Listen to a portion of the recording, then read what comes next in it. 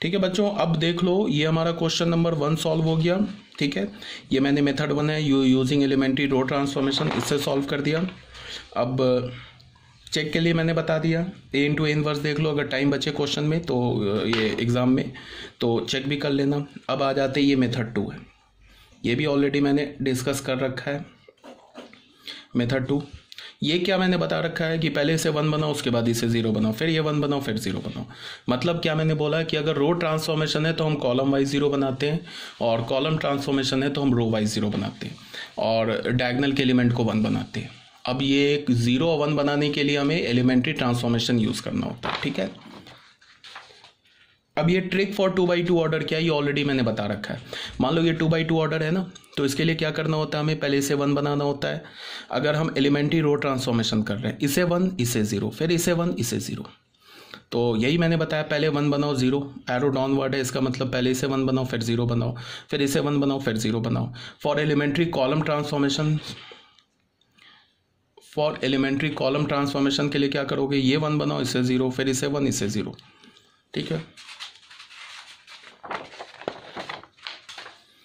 3x3 order के लिए क्या है, पहले ये 1 रो ट्रांसफॉर्मेशन की बात करेंगे, तो रो ट्रांसफॉर्मेशन में क्या है कि इसे 1 इस 2 को 0, फिर इसे 1 इस 2 को 0, इसे 1 इस 2 को 0।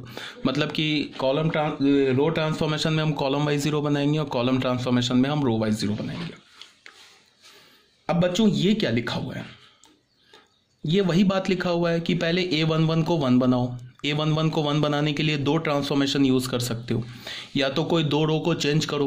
मान लो कि ऐसा है ना कि तुम ऐसे सोचो, ये हमारा 2 लिखा हुआ है, ये 1 लिखा हुआ है, और इसे हमें 1 बनाना है, तो हम क्या कर दे, ये भी कर सकते हैं कि R1 R2 को इंटरचेंज कर दे, तो ये वाला 1 लिखा है ये ऊपर चला जाएगा, ये अगर मान लो 2 लिखा है नीचे आ जाएगा, तो ये बन गया ना 1 1, ये 1 बन गया ना। तो इसी बात को लिखा है कि या तो 2 रो को इंटरचेंज कर दो, तो ये A11 जो है ये 1 बन जाएगा, या तो किसी ith रो में jth रो को k से मल्टीप्लाई करके ऐड कर दो तो 1 बन जाएगा।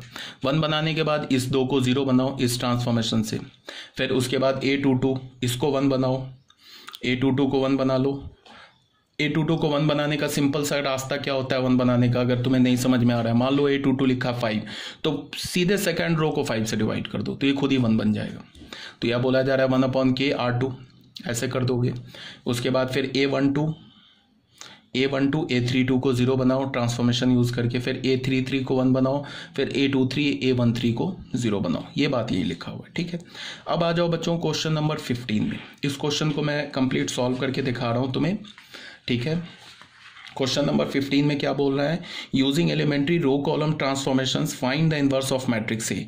रो कॉलम ट्रांसफॉर्मेशन यूज करके ए मैट्रिक्स का इनवर्स निकालो। ये 3x3 ऑर्डर का मैट्रिक्स दे रखा है। ये क्वेश्चन नंबर 15 है, एक्सरसाइज 3.4 एनसीईआरटी से। एनसीईआरटी का क्वेश्चन नंबर 15 है, तो इसको मैं कंप्लीट सॉल्व करके तुम्हें दिखाता हूँ। पहले क्वेश्चन लिख लेता हूँ। क्या इसमें बोला है रो ट्रांसफॉर्मेशन यूज करो, तो ए मैट्रिक्स हमारे पास क्या है, ध्यान से देखो, 2 - 3 3 2 2 3 3 - 2 2। ठीक है, अब ध्यान से देखो, मैं क्या यूज करूंगा, दोनों मेथड से मैं करके दिखा देता हूं, रो ट्रांसफॉर्मेशन से भी और कॉलम ट्रांसफॉर्मेशन से भी। मैं लिखता हूं method 1, method number 1, by using elementary।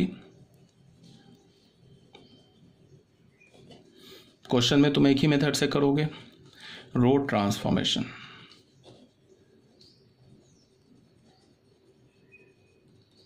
Row transformation से यूज करके तुम कैसे निकालोगे वो बताया जा रहा है। सबसे पहले रो ट्रांसफॉर्मेशन के लिए क्या होता है बच्चों, ये बताओ। आई इधर होगा इधर होगा, रो के लिए प्री मल्टीप्लाई होगा, तो आई इधर रखा, इज इक्वल टू क्या हमने बोला, ए बोल दिया, ऐसे लिख लिया। अब आई क्या है, ये 3x3 ऑर्डर का है, तो आइडेंटिटी मैट्रिक्स भी हमें क्या लेना होगा, 3x3 ऑर्डर।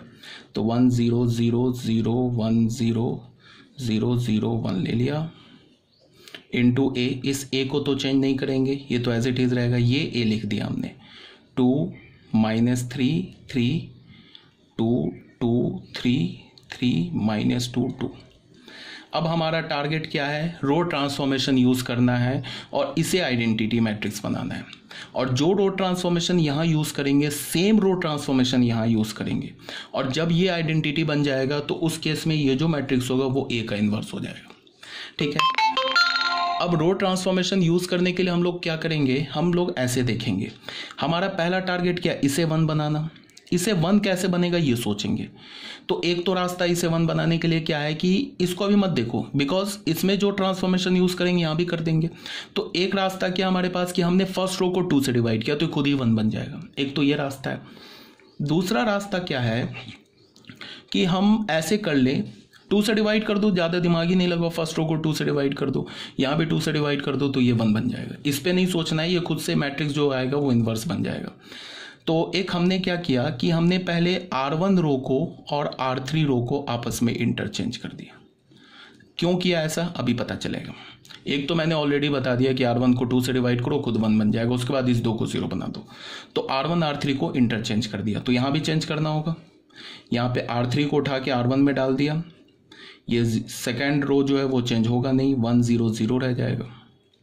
ये ए चेंज होगा नहीं, और ये क्या हो जाएगा 3 -2 2, और फिर ये हो गया 2 2 3। सेकेंड रो तो चेंज होगा नहीं, फर्स्ट रो को हमने थर्ड रो बना दिया 2 -3 3। अब क्या है,